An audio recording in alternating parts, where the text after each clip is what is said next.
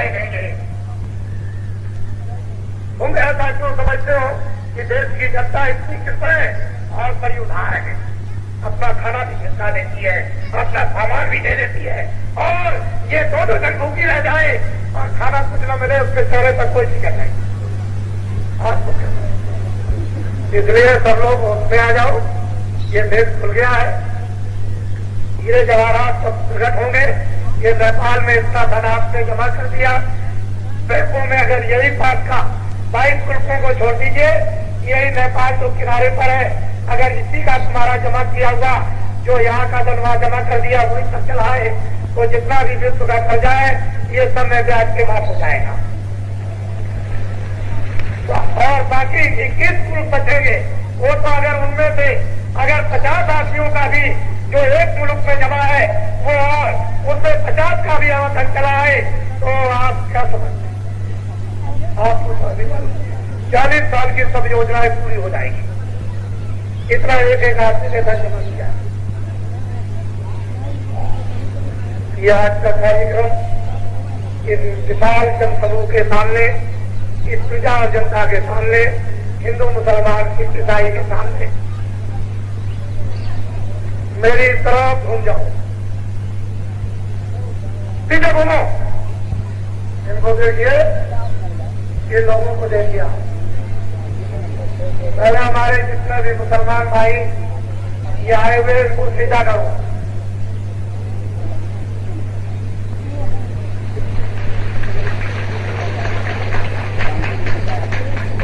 ये मुसलमान भाइयों आपको सीधा कर रहे हैं, ये कह रहे हैं अपने दिल से कि हमसे आपको डरने की जरूरत नहीं है, ना हम हिंदू लड़ाएंगे, न मुसलमान, न सिख लड़ाएंगे, न ईसाई, न हम मस्जिद तोड़ेंगे, न मंदिर तोड़ेंगे, और न आपकी इबादत को बंद करेंगे, और न आप अपनी इबादत करो, अपनी मस्जिद पे जाओ, आप अपनी जगह रहो, हम आपको सीधा करते हैं, हमसे डरने की कोई जरूरत नहीं, खड़े हो जाओ। जो हमारी मुसलमानों की जो औरतें और बच्चे करते हैं, परसों डर रहे थे कल को नहीं करे, तो उनकी औरतों को और बच्चों को जो ऐसे हाथ लेकर के खड़ी हो जाती है और खुदा से जो दुआ और बरकत मांगती है, तो तुम लोग उनको भी सीधा करो।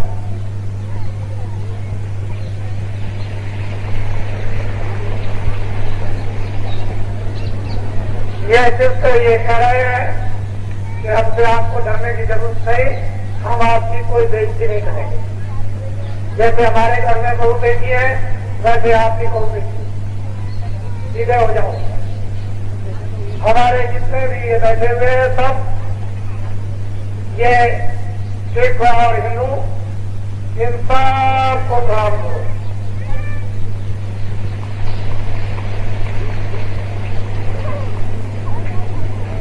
ये सिर्फ कह रहे हैं सब मिलकर तीर्थ और देवता और हमारी गीता भागवत सब एक, ऐसा मान के चलो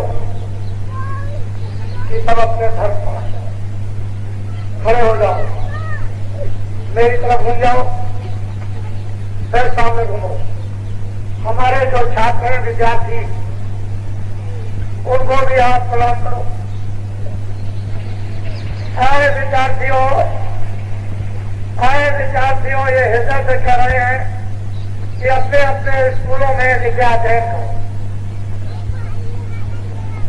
कोई किसी तरह के स्कूलों को बंद मत करो।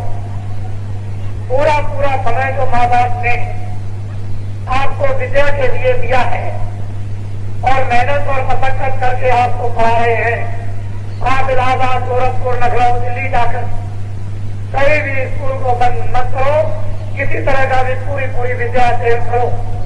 ये दिल से कह रहे हैं, वो समय वक्त आएगा कि हिंदुस्तान के सब विद्यार्थियों को नौकरी और काम मिलेगा। सीधे हो जाओ और हमारी तरफ घूमो, फिर सामने घूम जाओ। ये हमारे छोटे और बड़े कर्मचारी जो बेचारे सड़कों पर दौड़ते हैं, इधर उधर घूमते हैं, ये अपनी ड्यूटी देते हैं हर तरह से, और बड़ी दूर से लखनऊ, दिल्ली और यहाँ बहराइच आस पास के बहुत से लोग आए हुए हैं। आप इनके लिए आभार प्रकट करो कि आपने बहुत उपयुक्त है और कुछ जो आपने योगदान दिया है, हम आपको सबको प्रणाम करते हैं।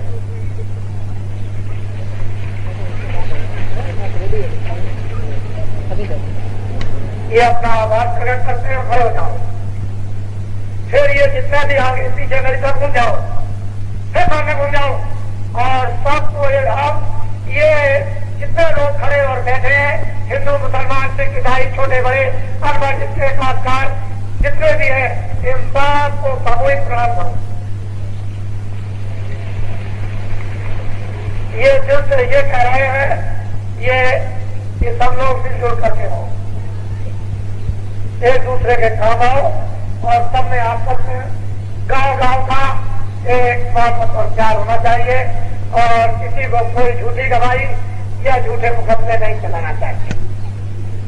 ये अपने दिल से आपसे आवाज कर रहे, खड़ा हो जाओ, मेरी तरफ घूम जाओ और फिर सामने घूमो। इनको आप देखिए, ये आपसे शहीद होंगे। मैं आपसे ये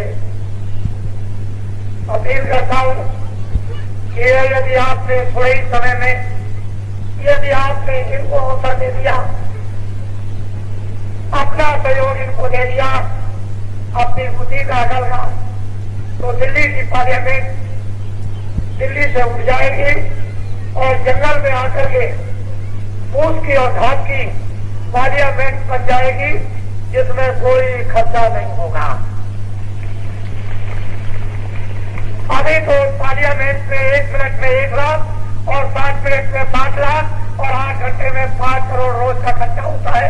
ये भार किस पर जा रहा, ये हिसाब क्या होता। तो महीने और साल के कितने अरब रुपए हो गए, ये आपको जानना चाहिए। ये कहां से आएगा, वहां तो गुलशन उठते हैं और यहाँ तक उठा जा रहा। वो पार्लियामेंट उठ करके वहां आनी चाहिए, फूल झोपड़ी की और रेशम के कपड़े नहीं, वो उस तरह के नहीं। इस लंगोटी में या घास की लंगोटी में जब तक देश का खुशहाल संचालन और खुशहाल व्यवस्था और खुशहाल जब तक मनुष्य न बन जाए, तब तक फूल की पार्लियामेंट में इस रूपरेखा में बैठ करके काम कर लिया जाए। इसको आप हम भी कपड़े उठा देंगे, ये तो आपकी इज्जत के लिए, सम्मान के लिए बहुत बेटी औरतें आती हैं। तो जरा वैसे तो आप मास्टर हैं, स्कूल में जो मास्टर अध्यापक होते हैं वो बच्चों की ड्रेस को निकालते हैं। अरे भाई, इंजीनियर हो जाता है तो मजदूरों के कपड़े तो नहीं पहनता, तो जानना चाहिए।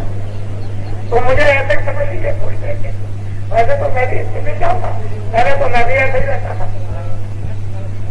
मुझे इसमें जाने में क्या मिलता, 2 मिनट का भी काम नहीं, धोती उतारी फेंका भी फेंका, मुझे समझता मैं भी तो लंगोटी पहन,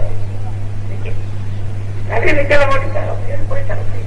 मेरी तरफ घूम जाओ, सब सामने घूम जाओ, इनको देख लीजिए, मेरी तरफ घूमो। ये जो आप इस प्रतिनिधि है, इनको प्रणाम करो।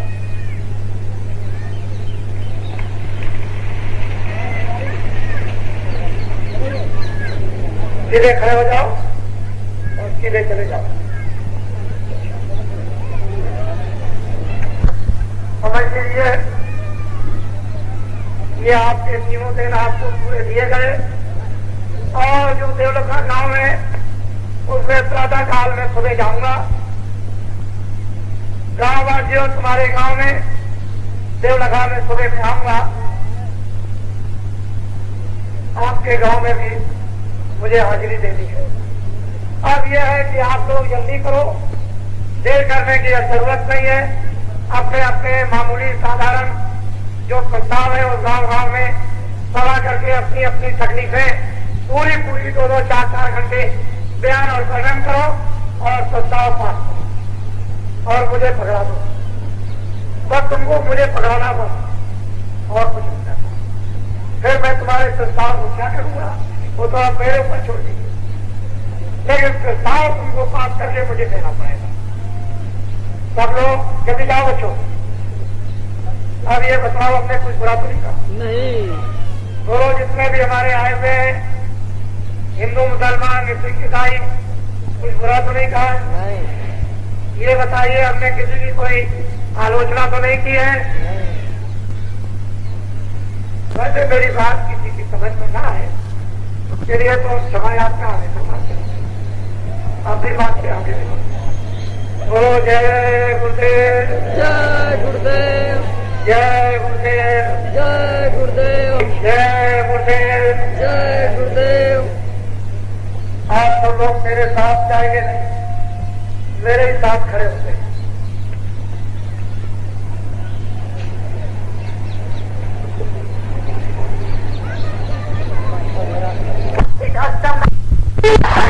दूरदर्शी जय गुरुदेव। अब मैं श्री संत राम जी से अध्यक्ष उत्तर प्रदेश से निवेदन करूंगा कि वह आभार प्रदर्शन अपना प्रस्तुत करें।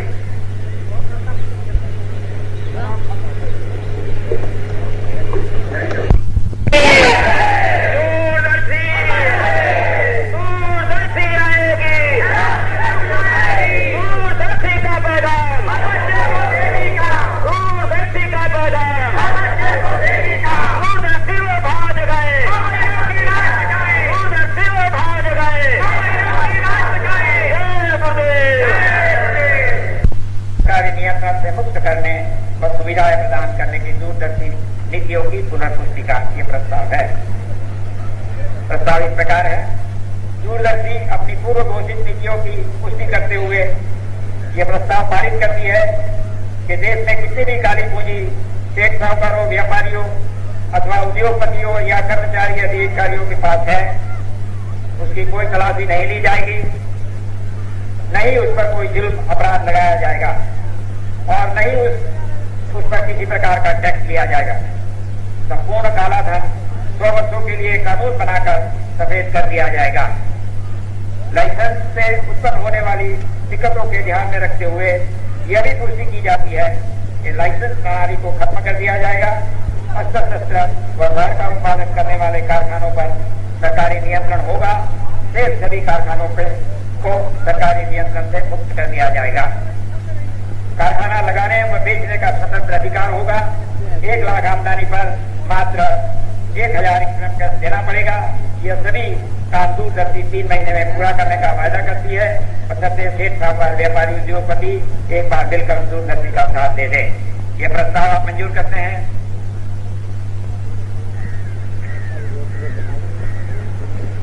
5वां प्रस्ताव है।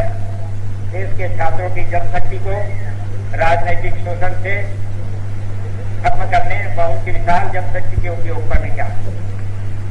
प्रस्ताव इस प्रकार है। दूरदर्शी छात्रों की व्यवहारिक और मानसिक कठिनाइयों के स्तर पर उतरकर उन्हीं उलझनों से सहानुभूति दिखाते हुए अनुरोध करते हैं, आह्वान करती है कि यदि छात्र यह चाहते हैं कि हमारी नौकरी व काम की व्यवस्था हो और सही सुखमय जीवन व्यतीत कर सके, साथ ही देशभक्ति, मातृभूमि सेवक का सच्चा पाठ अदा करना चाहते हैं, तो छात्रों को चाहिए कि एक बार दूरदर्शी का मिलकर के साथ दे दें, ताकि देश की जनाबादी की जनगणना हो जाए, जिससे यह पता चले कि देश में वास्तव में कितने छात्र हैं, तो उनके काम, नौकरियों की नई प्रणालियों की स्थापना की जाए।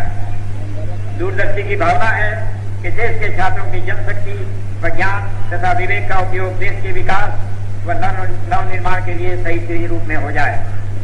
इसके लिए दूरदर्शी विद्यार्थी गणों से अपील करती है कि वे किसी भी राजनैतिक लोगों का साथ सदा के लिए अवश्य ही छोड़ दें और एक नवीनीकरण, नई स्थापना के लिए कदम बढ़ाकर आगे आवे।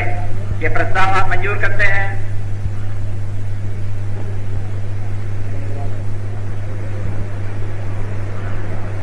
छठा प्रस्ताव है। देश के सभी वर्गों व संप्रदायों को स्वार्थी राजनीति से सावधान करने तथा परस्पर प्रेम व सहयोग की भावना लाने पर दूरदर्शी का विचार के बारे में। दूरदर्शी सभी संप्रदाय और जातीय वर्गों को अपना संदेश देती है और आगाह करती है कि वर्तमान के लड़ाने वाले राजनीतिज्ञों से सावधान रहें और राष्ट्र की संपत्ति का नुकसान कराकर जान माल की भी हानि करवा रहे हैं। दूरदर्शी ऐसी सभी अवैधानिक क्रियाओं से परहेज करती है और लोगों को यह उचित सलाह देती है कि अपने अपने वर्गों में मोहब्बत प्यार से रहो, दूसरे के वर्गों में मोहब्बत प्यार से रहो। यही हमारी हकीकी इंसानियत है। यह प्रस्ताव आप मंजूर करते हैं?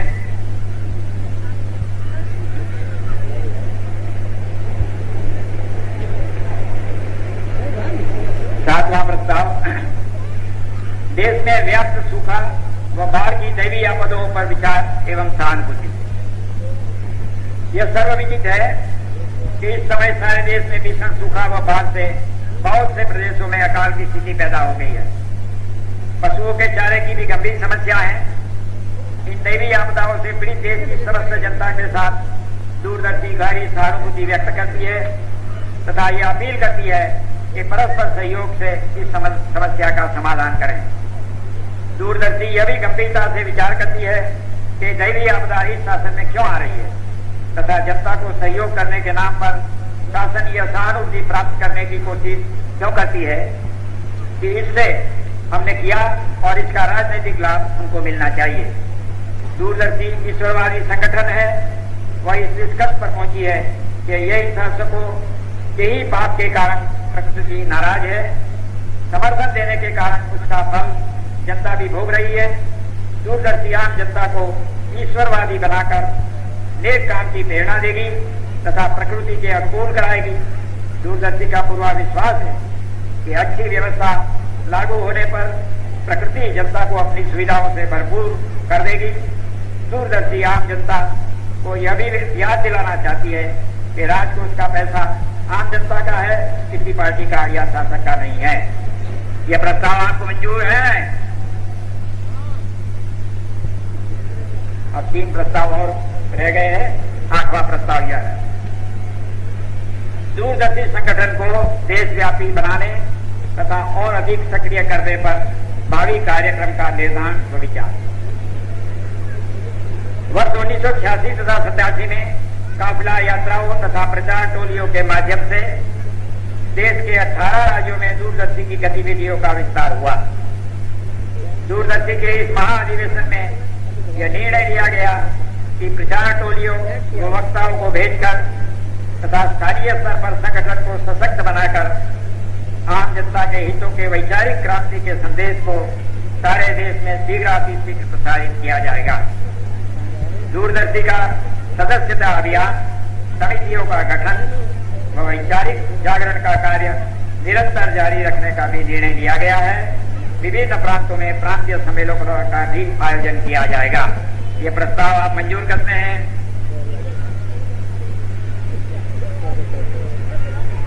9वां प्रस्ताव है, भूमि जोतक खेतिहर काश्तकार संगठन के सम्मेलन द्वारा पारित प्रस्ताव व परम पूज्य बाबा जय गुरुदेव जी महाराज को प्रस्तुत किए जाने पर काश्तकारों की समस्या के समाधान के संबंध में दूरदर्शी की प्रतिज्ञा। यह एक ऐतिहासिक अवसर है जबकि दूरदर्शी के राष्ट्रीय महाधिवेशन के अवसर पर देश के खेतिहरों ने एक सम्मेलन के माध्यम से अपनी समस्याओं पर विचार विमर्श करके प्रस्तावित पारित किया। परम पूज्य बाबा जय गुरुदेव जी महाराज को भूमि जोतक खेतिहर काश्तकार संगठन ने अपना प्रस्ताव प्रस्तुत किया, जिसको परम पूज्य बाबा जय गुरुदेव जी महाराज ने दूरदर्शी की आम सभा में शिरोधार्य करते हुए सातधारी लंगोटीधारियों से आम जनता के समक्ष यह प्रतिज्ञा कराया कि सारे देश के काश्तकारों का समस्त सरकारी कर्जा मैं ब्याज के माफ कर देंगे। दूरदर्शी अपने इस महाअधिवेशन में देश के समस्त काश्तकारों से वादा करती है कि जिस समय देश के काश्तकार साथ देकर दूरदर्शी की व्यवस्था स्थापित कर देंगे, मात्र 3 महीने के अंदर देश के समस्त काश्तकारों का ट्रैक्टर, ट्यूबवेल, कुआं, नाली, बेल, हल यंत्र, गाय, बैल, भैंस, घोड़ा, ऊंट, बकरी, खाद, बीज, दवाएं, गोबर गैस आदि आदि का समस्त का सरकारी कर्जा मैं ब्याज के माफ कर देंगे और देश के काश्तकारों को कर्जे के बोझ से मुक्त कर देगी। यह प्रस्ताव आप मंजूर करते हैं? ये आखिरी वाला 10वां प्रस्ताव यह समाचार पत्रों द्वारा जनमत के समाचारों की उपेक्षा तथा अखबारों पर सरकारी प्रताड़ना के संबंध में विचार किया गया। प्रस्ताव इस प्रकार है, ऐसा पत्र पत्रिकाओं के संबंध में सुना जा रहा है कि सभी अखबार व पत्रिकाएं अपनी अपनी लेखनी में जनमानस की सूचना कलेक्ट करने में स्वतंत्र है। अखबारों व पत्रिकाओं के मालिकों, संपादकों व संवाददाताओं पर पड़ने वाले दबावों और मालिकों की व्यवस्थाओं पर भी काफी विचार विमर्श करने के बाद यह तथ्य सामने आया कि भारत चुनाव आयोग द्वारा जो प्रांतों में दूरदर्शी को मान्यता दी गई वह गवर्नमेंट ऑफ इंडिया का गजेट या जिसे कि रेडियो मंत्रालयों व राजनीतिक दलों को प्रतिलिपि भेजी गई। ऐसा मालूम होता है कि सरकार ने इस दूरदर्शी के मान्यता प्राप्त गैजेट को रोक लिया। अब यह सिद्ध हो गया और दूरदर्शी को विश्वास हो गया कि रेडियो, अखबार व पत्रिकाएं स्वतंत्र नहीं है। अखबार मालिकों के घरों व छापाखानों में सरकार जो छापा मार रही है वह इसलिए कि सरकार ने व पनडुब्बियों जैसे मामलों में जो घोटाला किया, सरकार को यह मालूम हुआ है कि विदेशों से हमारे दलाली करने के कागज आ गए हैं, इसलिए अखबार वालों के यहाँ सरकार छापा डाल रही है कि कहीं और बड़े बड़े घोटालों का पर्दाफाश न हो जाए। कहाँ कहाँ छापे पड़ेंगे और किस किस के लिए रोगे। प्रधानमंत्री का संतुलन बिगड़ गया है और पता नहीं इस मामले में क्या क्या न हो जाए।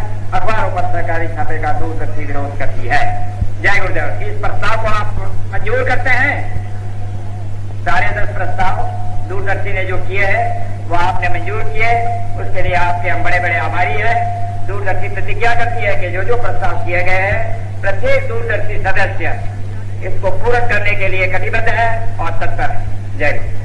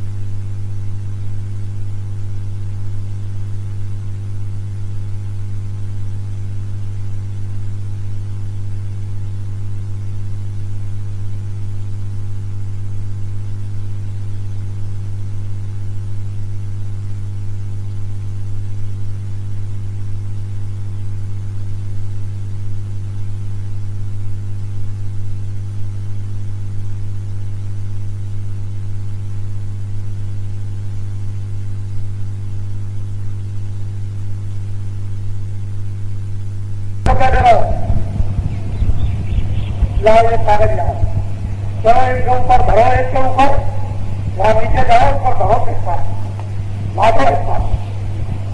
एक तो कागज हमको दे दो। ये देखो, पहले तो हम लादते हैं। ये किसकी चीज है? ये किसका है? अरे बोलो किसका है? ऊन जोत का, घिटिया काश्तकारों का। ये किसके प्रस्ताव है? ये काश्तकारों के प्रस्ताव है। किसके प्रस्ताव है? काश्तकारों काश्तकारों के कितने प्रस्ताव हैं? काश्तकारों के। चलो आगे जाओ, इसके सिर पर धरो। वह आगे वाले जंगल वासियों के एक के सिर पर एक गट्ठर हो, एक ला दो, 2 गट्ठर हो, दूसरे का ला दो। ये तुम्हारा धरा जा रहा, इसको पहले देखो, ये लादा है, धर लो, ये धर लो, इसको पूरा करना पड़ेगा। धरो इसको, ये पहले सिर पर ला दो, फिर नीचे झुक जाओ, कमर पे धरो। अरे गधा बन जाओ, कमर पे धर लो, कमर पे धरो, ऐसे धोना पड़ेगा। ये ऐसे धोना पड़ेगा, कमर पे धरकर। इनको गधा बनाना पड़ेगा, तब धुला देगी। इनको खच्चर बनाओ, गधा बनाओ, और कभी कभी तुम भी चल जाना। ये ऐसा नहीं है, कभी कभी तुम भी चल बैठना। मेरे इसको देखो, ये है काश्तकारों के प्रस्ताव। इस काश्तकारों के प्रस्ताव में ये लिखा हुआ है, जो इन्होंने दस्तखत करके अपने अध्यक्ष उपाध्यक्ष को भेजा है। महाराष्ट्र से भी आया, मध्य प्रदेश से, उड़ीसा से भी आया, बंगाल से भी आया, उत्तर प्रदेश से, हरियाणा से भी आया, मध्य प्रदेश से भी आया, हिमाचल प्रदेश से भी। इसमें 15 दिन के अंदर और बहुत से प्रस्ताव वही रह गए, लोग पहुंचा नहीं पाए। इसमें यह लिखा है कि जिन काश्तकारों ने ट्रैक्टर लिया, चाहे 1 लाख का हो, चाहे 2 लाख का हो, चाहे 3 लाख, बिजली ली है, ट्यूबवेल लगाया, कुआं बनाया, इन्होंने नाली बनवाई, नहर बनवाई, इन्होंने हल दिया है, इन्होंने यंत्र लिए है, सरकारी कर्जा, बैंकों से गाय ली, बकरी ली, भैंस लिए, भैंस लिए, घोड़ा लिया, गधा लिया, ऊँट लिया, सुअर लिया, ये सब और खाद और बीज और दवाएं और गैस गोबर, ये और ये जो कुछ भी काश्तकारों ने लिया है 40 सालों में, जो दे दिया और जो बकाया बकाया। अगर तुम दे सकते हो तो दे दो, हमको कोई इतराज नहीं। अधिकारी दे सकते हैं तो ले, इसमें भी हमको कोई इतराज नहीं और कोई आपके ऊपर कोई दखलंदाजी नहीं। हम तो काश्तकार संगठन से ये कहेंगे, जो इसकी आधारशिला 10 तारीख को 10 सितंबर को जो रखी गई इस मैदान में, उनसे ये कहेंगे कि अगर आप इनका साथ दे दो, जो ये जंगलवासी लंगोटी लगाकर खड़े हुए हैं, तो इनकी तरफ से और तुम्हारी तरफ से हम ये प्रतिज्ञा वादा करते कौन करते हैं, खुदा को, परमात्मा को हाजिर नाजिर समझकर और मानकर, यकीन कर और विश्वास करते हम ये वादा और प्रतिज्ञा करते हैं कि हिंदुस्तान के काश्तकारों का सरकारी जितना भी कर्जा 40 सालों का इन काश्तकारों पर लगा हुआ होगा, वो सारा का सारा 40 सालों का कर्जा काश्तकारों का ले ब्याज के माफ करवा दिया जाएगा।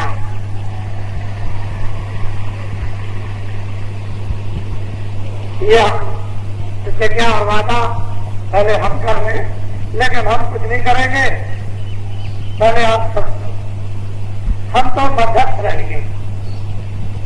हमको अपनी बात याद करें कि हमने क्या कहा और आपने हमको प्रस्ताव क्या दिया और फिर हमने ये प्रतिज्ञा इनसे क्या कराई और इन्होंने ये प्रतिज्ञा क्या की। ये 4 चीजें रहेंगी इसके बीच, अधिकारियों के लिए, पेशेवरों के लिए और छात्रों के लिए और मजदूरों के लिए। वो तो मैं कल बोल चुका हूं, अब यहाँ उनके बोलने की बात विशेष करके तो नहीं है, लेकिन हम इनसे पूछते हैं जंगलवासियों से कि जो तुम्हारे सिर पर ये प्रस्ताव रखा हुआ है, 40 साल के जो हमारे काश्तकार जो इस मिट्टी में काम करते हैं और इनके ऊपर असहनीय बोझा हो गया और ये अपने जानवर बैलों को नीलाम और खेती को, मकान को नीलाम और फिर घर से बाहर छुपे रहते हैं, ये नदियों के किनारे खेतों में और फिर जेल में 15-15 दिन बंद होते हैं, रोटी पानी को ये तरफ से जलील किए जाते हैं और इनके ऊपर मार भी पड़ती है। तो मैं ये आपसे ये पूछता हूँ ये जंगलवासियों से कि 40 सालों का इन काश्तकारों का सरकारी कर्जा ये मैं ब्याज पे कौन माफ करेगा? ये कहते हम माफ करें। बोलो आपको विश्वास है? अरे बोलो आपको विश्वास है? आप दोनों हाथ ऊपर उठाओ, आपको विश्वास है? अरे आपको विश्वास है? ये देखिए मैं भी आपके पास, पहले मेरा एक हाथ और आपके पास दोनों हाथ, और तीसरा ये आपसे बोझा लगा से, ये देखिए मैं भी आपके साथ हूं, इसमें मैं भी समझ, और आप सबके सब हाथ नीचे। ये जो हमारा आपने प्रस्ताव हमारे पास में लिख करके भेजा है कि हम मर जाते हैं, हमारे यहाँ शादी होती है, खाना बनता है, बरसात होती है, सूखा पड़ जाती है, खेत में कोई लकड़ी नहीं होती है, और हम यानी धान के उस स्वाद से हम रोटी नहीं बना सकते हैं, और वर्तमान सरकार ने, दिल्ली और लखनऊ की सरकार ने लकड़ी पर कानून बना करके पाबंदी लगा दी कि हम डाली, शादी विवाह, मरी यानी जलाने के लिए भी हम नहीं काट सकते हैं, और हमको बहुत परेशानी होती है। तो आपने प्रस्ताव में ये पास करके दिया गया है कि ये कानून खत्म कर दिया जाए और लकड़ी काटने का हमको पूरा पूरा अधिकार दे दिया जाए। तो ये काश्तकारों का लकड़ी का न काटने का और लकड़ी कानून ये जो बना दिया गया कि कोई काश्तकार लकड़ी पेड़ से नहीं काट सकता है रोटी के लिए, जलाने के लिए, ब्याह शादी के लिए। तो ये लंगोटी बात, इस कानून को क्या करोगे? ये कहते हैं हम खत्म कर देंगे। बोलो आप लोग यकीन करते हो कि खत्म कर देंगे? आपको हम भी इसके साथ, हमको भी विश्वास है कि खत्म कर देंगे, हमको भी पूरा विश्वास है ये खत्म कर देंगे, और आपको तो विश्वास है। अब जब पूरा आपको अधिकार मिल जाएगा लकड़ी काटने का, तो हम ये अपील करेंगे कि अगर आप 2-4 डाले काटो तो अपने खेतों की मेड़ पर 4, 5, 6 पेड़ लगा दो। बोलो लगाओगे?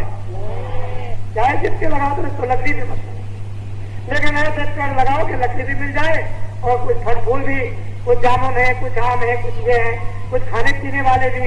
कभी सूखा पड़ जाए, कभी कोई घटना हो जाए तो फलों कभी खाने को आम, कभी जामुन को मिल जाए, बीमारी दूर करने को, छिलका रखने को, क्योंकि बड़े बड़े रोग हो जाते हैं और जामुन के छिलके से बीमारी दूर हो जाती है। तो ऐसी चीज लगाओ जिससे आपका रोग भी दूर हो जाए। अच्छा हाथ भी एक बात तो ये हो गई। दूसरी बात यह है, एक प्रस्ताव और मेरे पास में आया कि ये बेचारे चकबंदी से बड़े परेशान हैं, घर की जमीन, जंगल की जमीन, अच्छी जमीन, वो जमीन, पहाड़ी जमीन है, साइज को बदल दिया, उसको बदल दिया, और जो चकबंदी की जाती है उसका पूरा पूरा खर्चा वहाँ के काश्तकारों को देना पड़ता है। बोलो आपको देना पड़ता है? तो पूरा खर्चा चकबंदी का देना पड़ता है? अच्छा मेहरबंदी का भी देना पड़ता है? ये हमको अभी पता चला। अच्छा ठहर जाइए, हाथ नीचे कीजिए। ये जो चकबंदी का कानून बना हुआ है, इसकी व्यवस्था भ्रष्ट है। इस कानून को चकबंदी के खत्म करके ऐसी चकबंदी का फुटबॉल यानी आपके सामने कानून और व्यवस्था ला दी जाएगी कि उसमें किसी काश्तकार को कोई परेशानी नहीं होगी और किसी को कोई तकलीफें नहीं देने पड़ेंगे। इसको क्या कहते हैं? ये क्या है? सके ये नहीं देने। अधिकारियों का इतना मॉरल, इतना स्टैंडर्ड और इतना ऊंचा स्थान हो जाएगा कि तुम उनकी ऐसे पूजा करोगे जैसे देवता, और वो तुमको इतना मानेंगे, उसी से तो वो सरकार तक कुछ पाएंगे। तो और जो आपने ये कहा है कि बड़ी तकलीफ होती है, बड़ी परेशानी होती है, तो ये पहले तो कानून खत्म कर दिया जाएगा और ये जो व्यवस्था चकबंदी की जो लागू वर्तमान में, इसको खत्म करके ऐसी व्यवस्था ला दी जाएगी जो आपको सूत्र में मालूम नहीं है। और हम ये चाहते हैं कि चकबंदी भी हो गई और बहुत, अभी पिछले दिनों में कहा था कि 10 गुना दे दो तो आपके नाम करा दी जाएगी जमीन, तो 10 गुना भी ले लिया, फिर 20 गुना भी। अब पता नहीं कि 40 गुना ले रहे हैं कि 100 गुना। यानी आपका कोई वसूल है कि 10 वर्ष के लिए कि 40 वर्ष के लिए आपने जो प्रतिज्ञा की थी उसको वसूल तोड़ दिए। अब ये बात यह है कि चकबंदी जब कभी भी होगी 40 सालों में होगी। बोलो, चकबंदी अगर की जाए नए संविधान के अनुसार, नई व्यवस्था के अनुसार, तो आप लोग 40 सालों में चाहते हो कि 10 सालों में? 40 साल में। तो आप मेरे सामने ये प्रस्ताव अपने हाथ से पास कर दो कि मैं 40 साल में चाहता हूँ चकबंदी। जय गुरुदेव। ये मैं भी प्रस्ताव आपके साथ पास करता हूँ, मैं 40 साल में चाहता हूँ। ये नई व्यवस्था। आप हाथ नीचे कीजिए। ऐसा संविधान का संशोधन कर दिया जाए कि जो जमीनें इन काश्तकारों की ली जाती है तो उसी रेट पर दी जाएगी जो जमीन काश्तकार की जंगल में बिकती होगी। बोलो, जिस रेट से तुम्हारी जंगल में जमीन बिकती है, जिस रेट से, और सरकार आपको मामूली पैसे लगा करके एक्वायर कर लेती है, तो आप अपने रेट से चाहते हो कि सरकार के रेट से?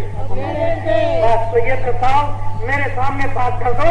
जो उस समय किसानों का जंगल में खेतों का जो रेट होगा वो हमको दिया जाए, हमारी जमीन दे दी जाए। हम भी इस प्रस्ताव को पास करते हैं।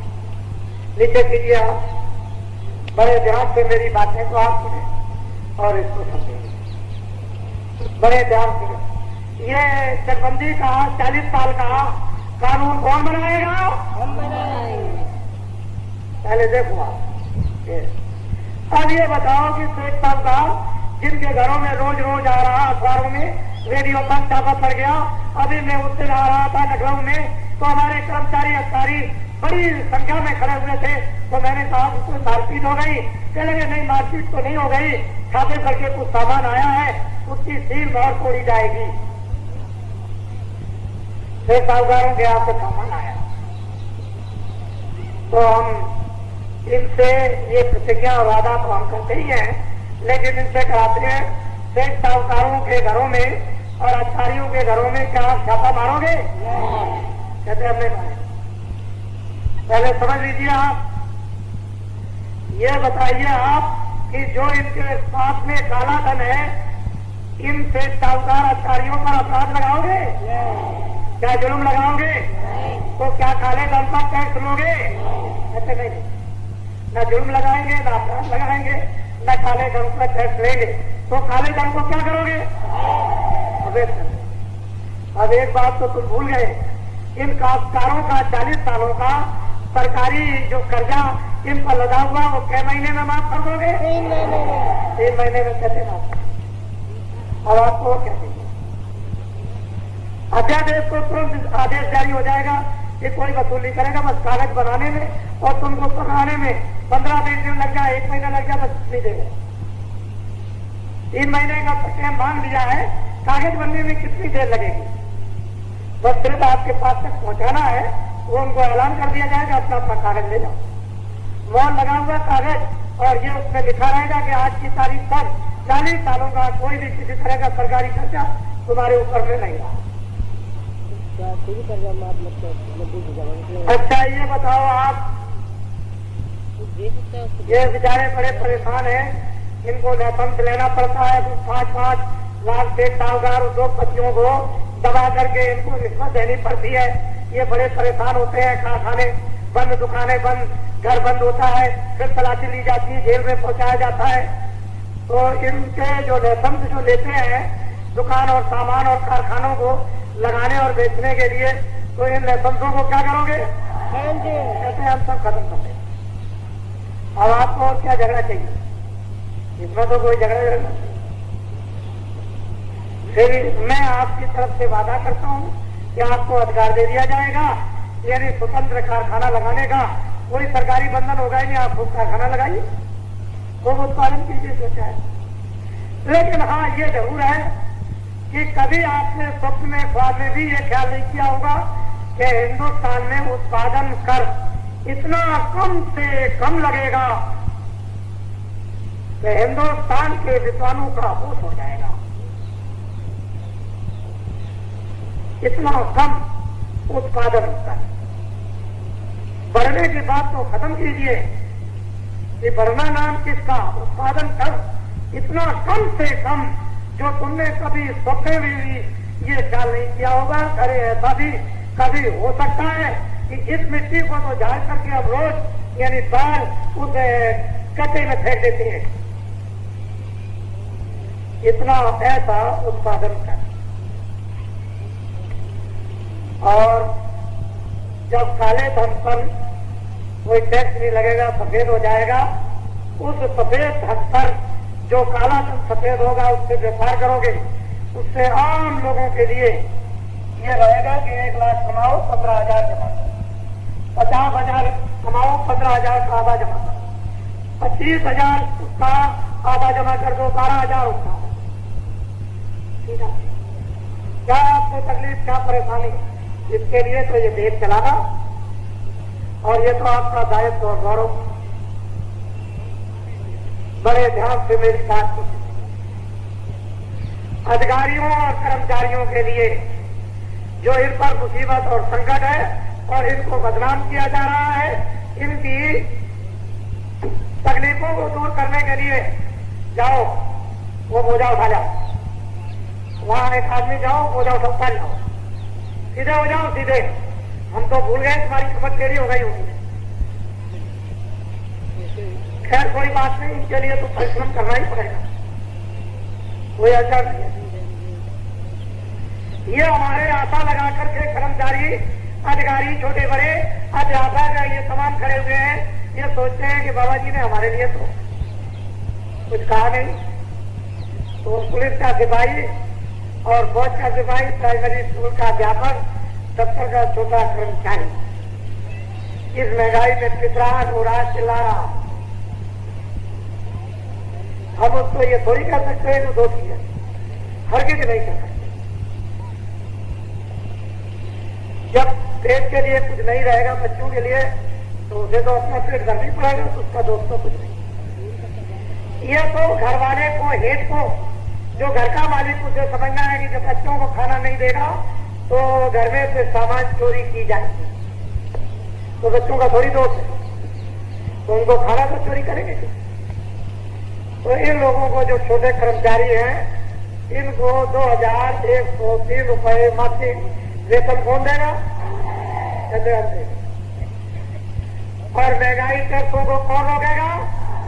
इनकी महंगाई टैक्स रोक दिया जाएगा। इसके ऊपर के स्पष्टों को 4,000 रुपए मासिक वेतन कौन देगा? फिर इनके ऊपर के अधिकारियों को 6,000 वेतन मासिक कौन देगा? हम देंगे। फिर इसके ऊपर वाले अधिकारियों को 8,000 मासिक वेतन कौन देगा? ये देंगे। और फिर डिस्ट्रिक्ट जजों को, एसपी और डीएम को 10,000 मासिक वेतन कौन देगा? और फिर इसके बाद एक और कि भाई आपको इनको सुविधाएं भी तो देनी पड़ेगी, क्योंकि अगर सुविधा नहीं दोगे तो संस्थान नहीं चलेगा।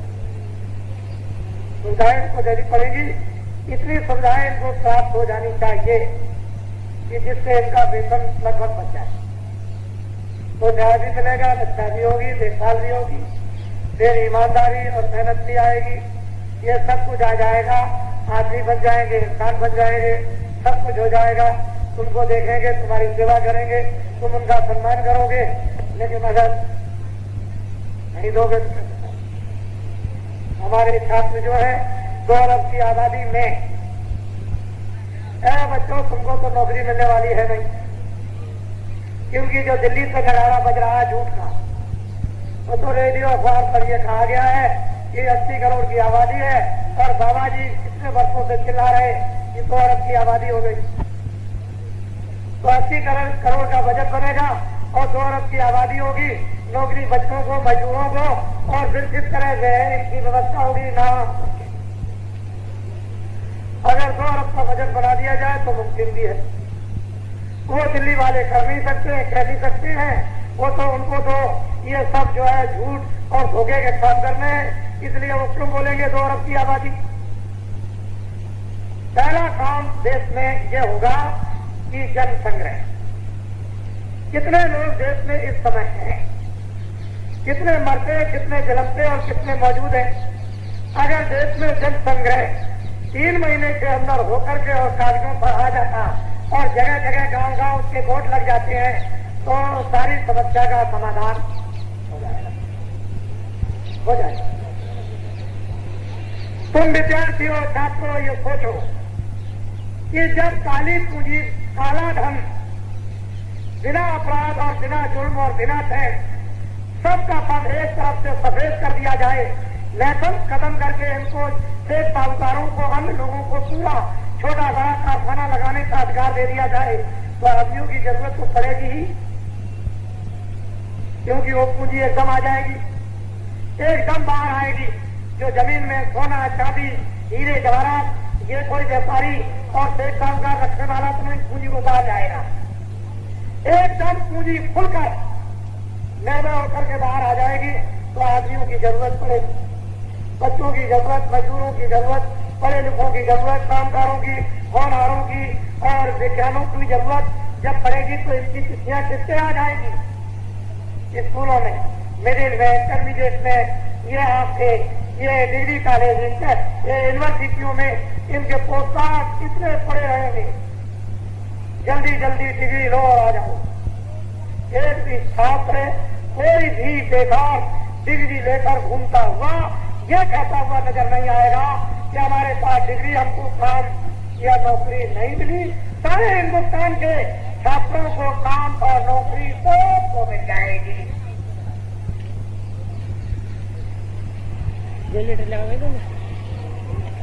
बाबा जी को ये काम नहीं करना है कि तुम छात्रों बेकार बैठे इधर चले आओ और जल्दी चुनाव के वक्त में हमारा प्रचार करो, या ये काम कुछ नहीं करना।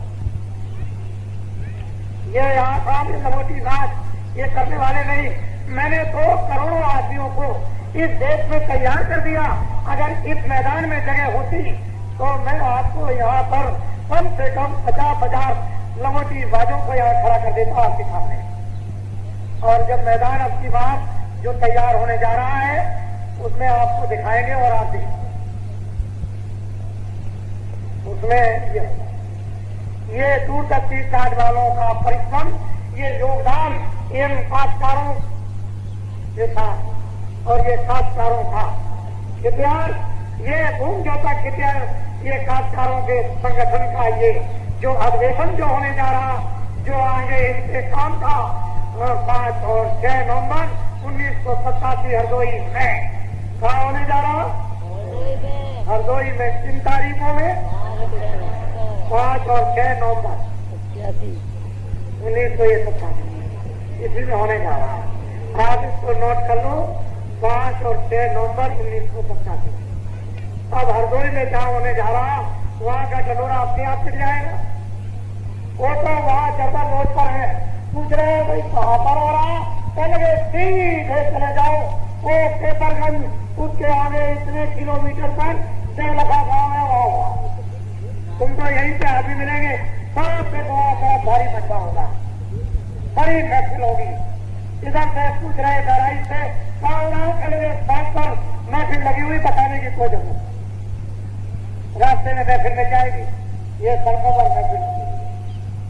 इसलिए आप सब लोग इनका साथ दे दो।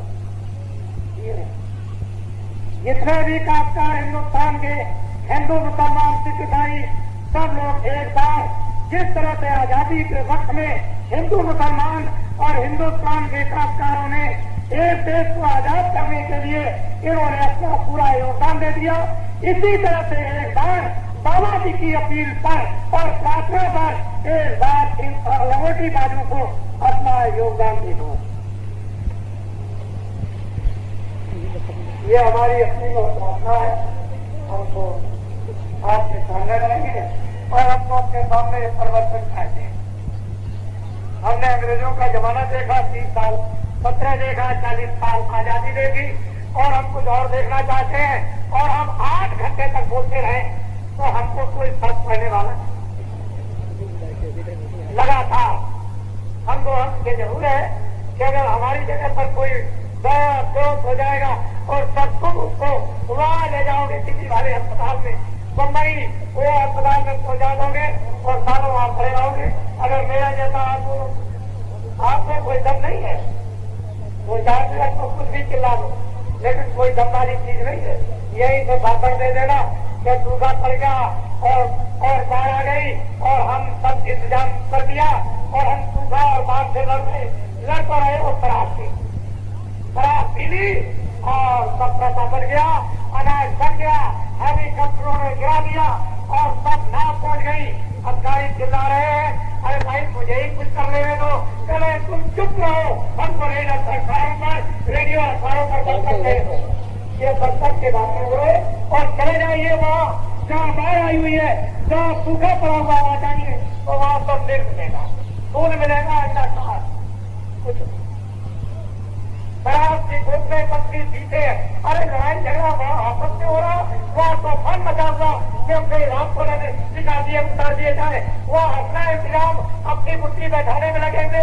ये तो 8-10 प्रकार के पहले के लिखे हुए वहाँ रेडियो पर रखे हुए अखबारों के यहाँ और उनको ये निर्देश दे दिया गया कि यही मेरी तरफ से बोल देना कि फलाना बोला गृह मंत्री, प्रधानमंत्री और मुख्यमंत्री और ये मंत्री और वो मंत्री उनकी तरफ से बोल दिया। उनको बोलने की फुर्सत कहाँ, उनको खुशी में जाना है, फुर्सत है, रात को जा रही सुबह जा रहे, 30 विधायक टूट रहे, 20 एमपी टूट रहे, आपस में झगड़ा हो रहा, ये भ्रष्टाचारी वो भ्रष्टाचारी, इससे ज्यादा ले लिया और तूने कब ले लिया और तूने जमीन ज्यादा दी, तूने सोना और तूने ज्यादा दला ली और रिश्वत खाई और तूने इतनी खाई और तू भी भ्रष्टाचारी, तू भी रात सोई और तू भी गद्दार, वह आपसी में बचा हुआ है और वो लोग उसी पार्टी में अभी मौजूद है। जो निकाले गए उनको तो छोड़ दीजिए, लेकिन जो अभी उसी में बैठे हुए और कहते हैं अगर तुमने कह दिया तो निकाल दिया जाएगा। आज एमएलए एमपीओ अगर तुमने जरा भी खानदानियत हो, एमपीओ मिनिस्टरों तुमने जरा भी खानदानियत हो और इस सत्ता के लिए जरा भी रहम और दर्द इनके दुखों के लिए हो तो तुमको उसी दिन, उस शताब्दी के दिन जब प्रधानमंत्री ने कहा कि हमारा पूरा का पूरा शासन कैसे है, उसी दिन उनको इस्तीफा दे देना चाहिए कि ये वो इस्तीफा और हम जनता के बीच में जाते हैं, जो कुछ हमने गलतियां की है हम जनता से वापस मांगेंगे। और अब जब भ्रष्टाचार खुल गया तो तुमको इस्तीफा दे देना चाहिए। तुम 500 रुपए के उसके लिए कि हमको पेंशन मिल जाएगी, ऐसे पेंशन पर तुम टट्टियों पे साफ कर दो और इस्तीफा देकर इस जनता के सामने चले आओ। और अगर तुमने सच्चाई बनती है तो ये जनता तुमको 1000 पेंशन देगी, 500 रुपए छोड़ दो, 1000 पेंशन तुमको देगी तुम्हारी ईमानदारी और सच्चाई पर। और तुम चोरों का साथ देते हो, जनता का साथ छोड़ दिया तो अब की देश में तुमको फर्क नहीं आएगा। तब क्या कहोगे फिर क्या कहोगे जब जनता समझेगी? चोरों का साथ करते हैं, इसका साथ देते। इन्होंने तुमको वोट दिया है, तुमको दिल्ली लखनऊ पहुंचाया और अब तुम गरुड़ गुलाम करते हो और चोरों का साथ देते हो और चोरी को छुपाते हो और पैसों को छुपाते हो और जनता का साथ छोड़ दिया। इसलिए जनता आपकी समझ देगी। असली अच्छा है कि फौरन इस्तीफा दो और वापस आ जाओ।